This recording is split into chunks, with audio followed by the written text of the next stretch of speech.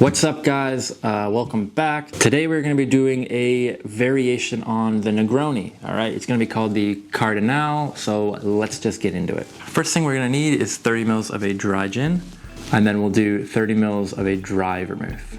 Then we'll need 30 mils of an Amaro. All right, we'll give that a good stir.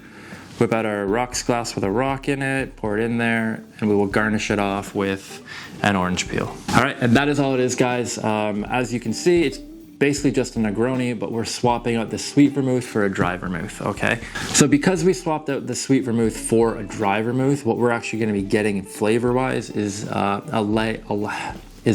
drink that is a lot lighter and almost thinner, I would like to say. The dry vermouth definitely dries it out. It's not as rich as a sweet vermouth would be. So we're getting a lot lighter hue, a lot easier drinking, and we're gonna be pulling out a lot more of that Amaro that we chose, okay?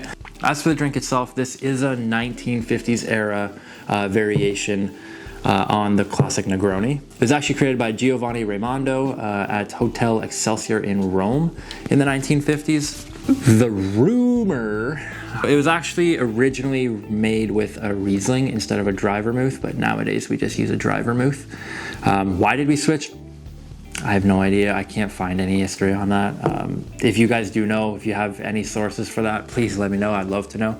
As far as the drink though, like, it's not my favorite variation on the Negroni. I love a classic Negroni. I love a Boulevardier. With the dry vermouth, I think it's just a little bit too light for my tastes. Still enjoyable, of course. Like, I never turn this away, but it's just not one that I would personally order. Okay, but that is all that I have for you today, guys. If you like these videos, please let me know. Hit that like, hit that subscribe button. I'm gonna be having more of these videos coming out every single week.